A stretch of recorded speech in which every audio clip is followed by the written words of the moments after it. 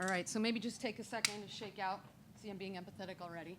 Hi, everyone. I want to take just one quick second to recognize the fact that today is 9/11.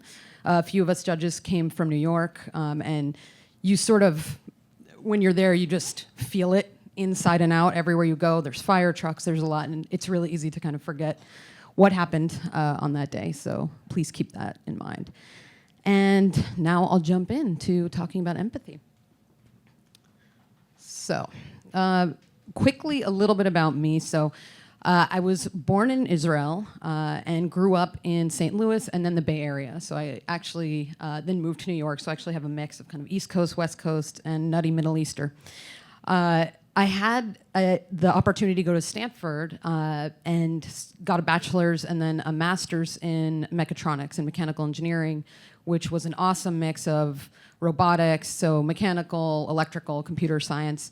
And even back then, the Stanford degree in mechanical engineering was really influenced by product design. So my roots are very akin to IDEO and very influenced by IDEO type thinking, user-centered design, et cetera. I also did a minor in communication and a shit ton of improv. If anything fails, we'll do like a sketch or something. So then I had kind of a pre-quarter life crisis and moved across the country to New York and found this little tiny agency with 10 people, a little digital agency called Huge. And I was there for 10 years. Todd, who spoke before, was from there, and there are a few other Hugers here today, or ex-Hugers. When I left last spring, I was chief experience officer, and the company was 750 people. So kind of a crazy ride for 10 years.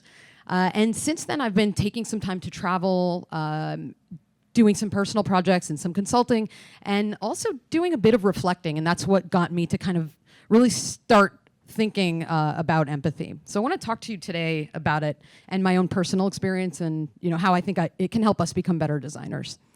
So empathy is actually was a big topic in German philosophical circles for a long time.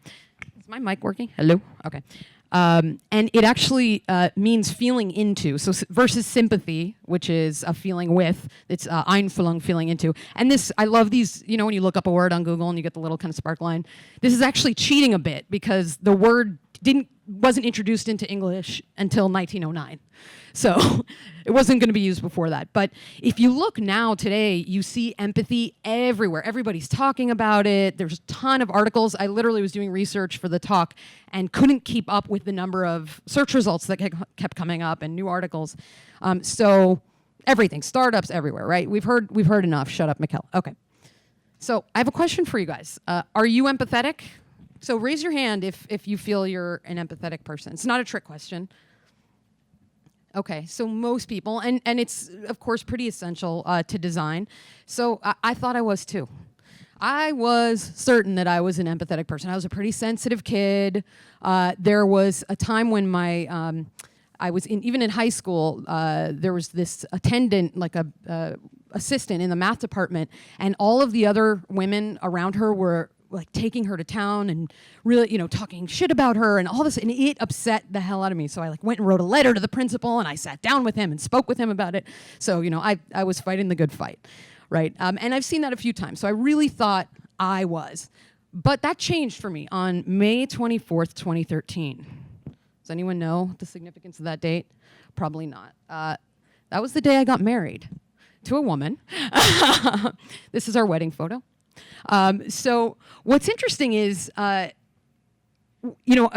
up, I had a lot of gay friends, even before I was out or kind of had figured things out for myself, was marched in, pride parades and even, in support of gay marriage. And so I really considered myself, especially, kind of gay friendly and a gay supporter. And when we got married, we were just so excited. We went to City Hall. It had been legal for a couple years in New York. And then we start to think, okay, so we're going to get to do, all these tax savings and all this shit. And, I had even told people, oh, well, there's 1,138 rights that people don't get, but it didn't really mean anything to me, bizarrely, until I was actually in this weird purgatory where literally by filing federal taxes, I could be fined by the federal government for lying, for saying that I was married when I wasn't, because you couldn't be legally married in the federal government's eyes, you know? And this fucked with me to no end. I mean, it really, really shattered my world. A, because I felt like I had let down so many people before me for kind of, you know, paying lip service but not really internalizing what people were going through. But B, because, you know, I got married, I pay taxes, I pay Social Security, why do I not have these rights? So it was a really strange time for me. Fortunately for us, it was only a month. DOMA was overturned, you know, literally a month later, and it's the first and only time I wrote a letter like this to the team. I'm just gonna read it to you for fun. So hi team, it's pretty rare that I get on a soapbox at work, but today is a very important day for me personally and for our country, so I'm making an exception. When Sue and I got married a month ago in City Hall, after 10 years together, we were over the moon. But when we started to see the inequalities, paying far more federal taxes, not getting health insurance breaks that other married couples get, and more, it felt like we had only gotten halfway there.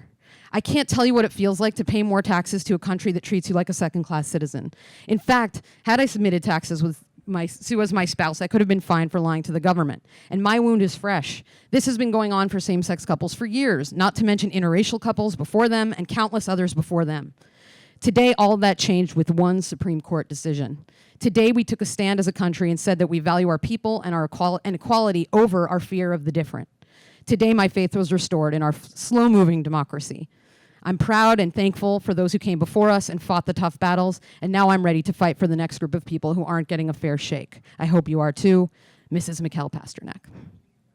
All right, hopefully you're all getting the goosebumps that I'm getting.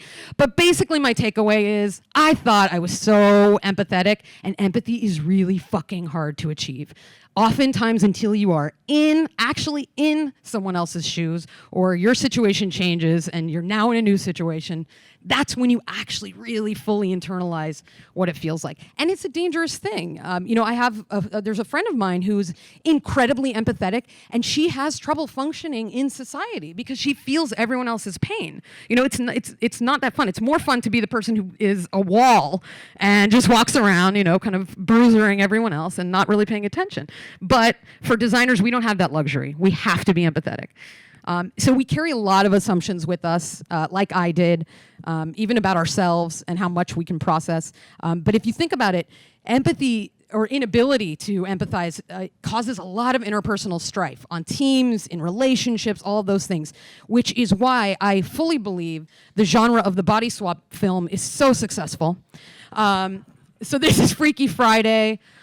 This is 18 again, vice versa. In all of these, I didn't know it was like a narrative thing, the body swap, a narrative structure. So in all of these situations, a girl trades places with her mom, or an old guy trades places with a young guy, and you know they keep their same voice and their brain, but they're in someone else's body, and they really come out at the end of the movie kind of knowing something. This one is, has anyone heard of or seen Double Switch, this Disney movie?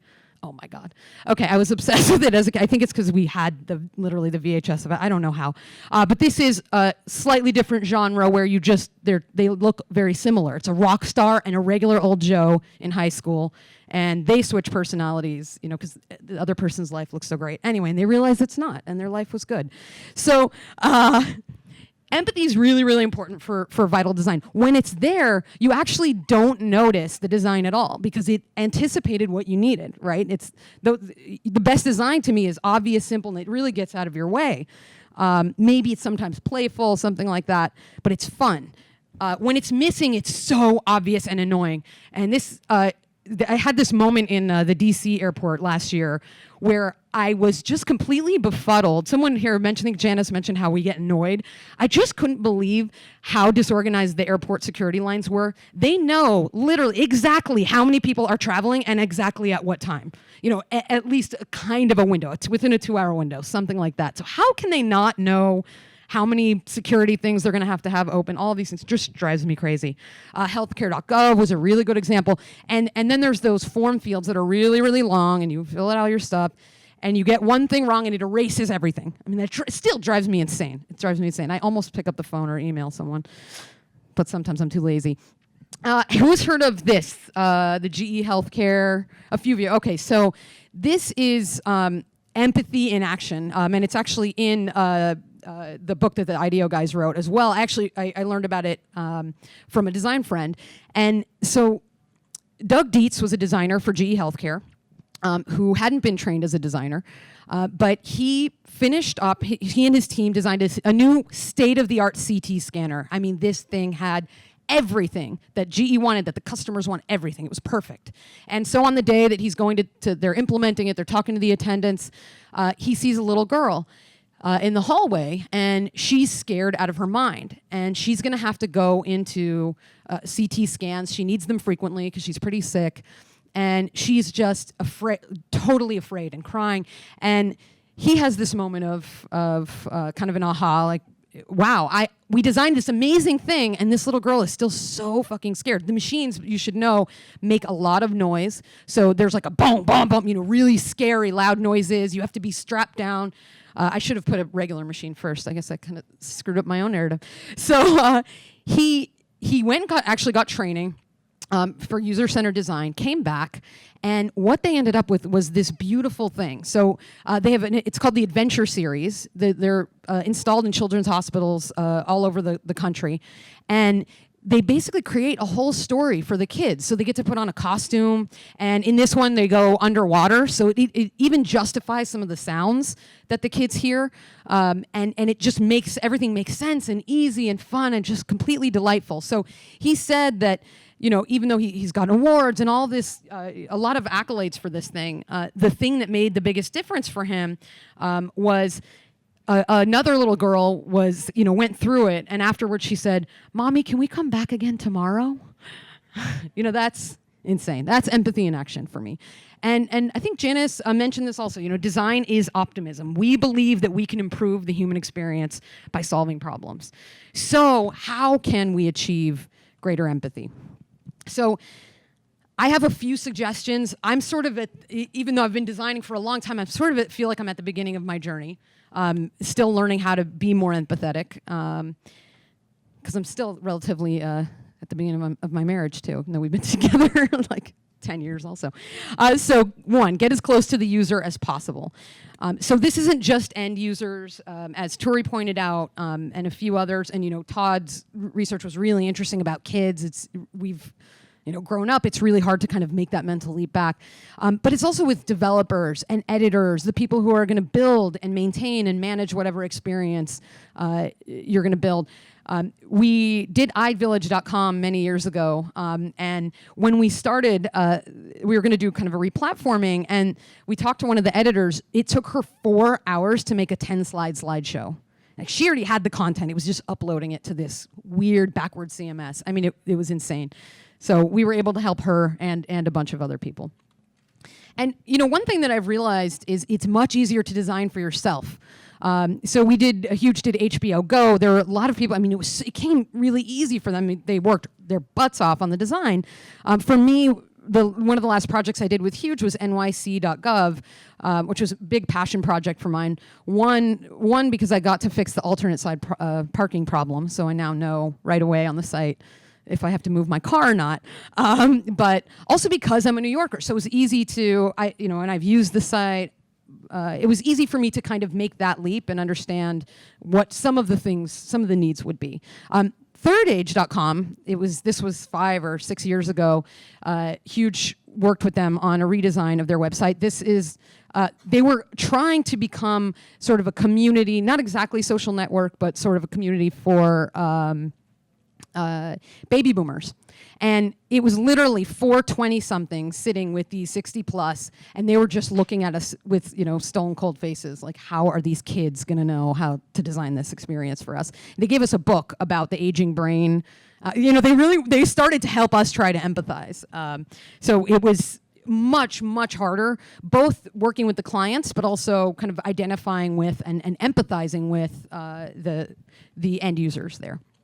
So that means you should know and test your assumptions constantly, and those things change. And as you become more experienced as a designer, you start to make a lot more assumptions, like, this won't work. I tested this 3 years ago. But even those things change because technology is changing so quickly. So this is really important, and especially if you're less likely. I think there are a lot of shortcuts that you can take, like I said, if you're close to the thing. Now, stay focused. So I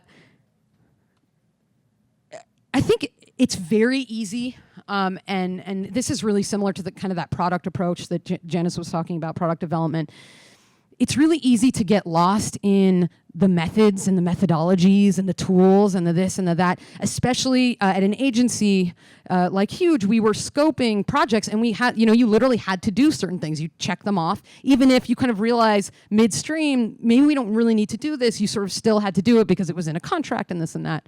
And Huge is improving, their scoping processes all the time to try to avoid that. But if you look at the list of kind of your standard old school UX methods, a lot of them are about improving your empathy. A persona you do to help yourself and to help your clients kind of really imagine their customers or their end users. But a lot of them have gotten way out of control, and you end up spending more time making a document. I've seen 100-page personas. When you're thinking about and documenting what someone who's buying a car has had for breakfast for 5 days, something's wrong. You shouldn't be spending your time on that, So I think it's really being mindful about what your end goal is and staying focused on that. Your end goal is creating X experience or solving X problem or identifying what problem you're trying to solve. It's not doing these things. These things are all tools to help you become more empathetic and to help you help your clients and your teammates become more empathetic. So I think it's really important to get scrappy, not in the example that Turi gave about health aid for the future generations of the world, but for a lot of projects that you do, you can get really scrappy. My poor wife is like my #1 user tester for anything. Just to see if something makes sense, I'll give her a gut check for things. And don't let budget be your excuse. I've interviewed people and I said, oh, so did you put this in front of someone? Did you test it? No, there was no budget. I'm like, fuck that. Do you have a friend who's kind of like this person? This is not rocket science, and it's not science. In most cases, a lot of the work we do, people are not going to be dying. It's not everyone. Some people work in healthcare. There are high risks, and so caveat. But in most cases, you can test something with someone else. It's very helpful to see someone else use something. It, again, creates empathy. So don't get so caught up in being so formal about methods or anything like that. Just get scrappy and put it in front of someone. And then practice every day, and this is the one I'm really working on. There are a lot of opportunities to empathize everywhere, large and small. You can do it today. You can do it, wherever. So watch Fox News if you only watch MSNBC. I've been doing that a little bit. It's hard.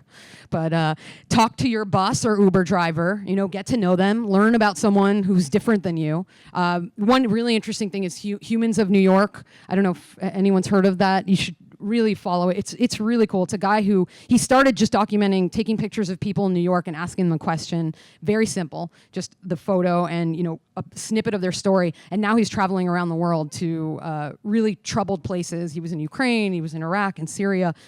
So really interesting stuff, and just gets you, you're like looking in your Instagram feed and your friends posting their beer and their this and their that, and then you're like, whoa, this is another human on the other side of the planet. So for us, this is the emergency page for nyc.gov. We knew we were going to do an emergency page, but we were given empathy by force in this case. Hurricane Sandy literally hit the week that we were designing this page.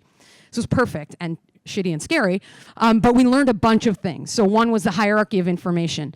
There's some information that is so important, it's even worth a label, critical info. It's so important. It could be life or death for some people. I was in the East Village. My power was out for a week, and a reactor kind of exploded in the East Village. And it turned out to be fine. No one was injured. It wasn't dangerous, but those are the kinds of things you really need to know about. Then also we realized through experience that our internet service was incredibly spotty. Internet was down completely. Mobile service was really, really spotty. So everything about the page, it had to load really quickly, mostly text, just keep it light and simple. And then as things started to recover, there were some areas where you really wanted to know, can I get around? I actually walked across the Brooklyn Bridge to work every day, carrying every electronic device I had to go into work and charge everything. But this is the kind of information you need.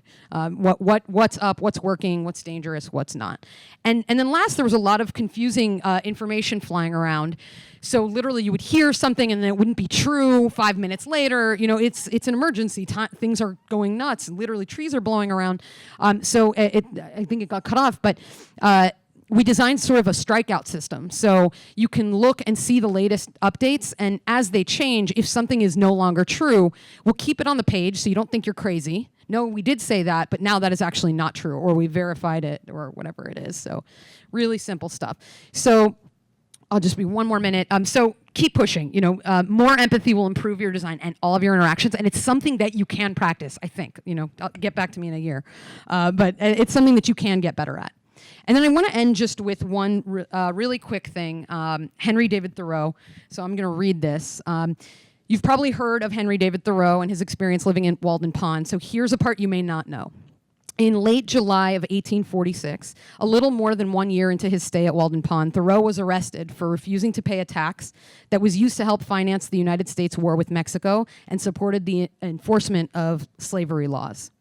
According to some accounts, Thoreau's friend and fellow writer and philosopher Ralph Waldo Emerson visited Thoreau in jail and asked, "Henry, what are you doing in there?" Thoreau replied, "Waldo, the question is, what are you doing out there?" And he went on to write on civil disobedience, which influenced Martin Luther King, Gandhi, et cetera, et cetera. And so I'll leave you with that. That's the end.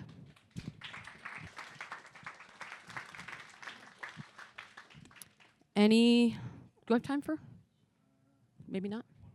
Okay. Any questions? Are y'all feeling a little more empathetic? All right, cool. Thank you.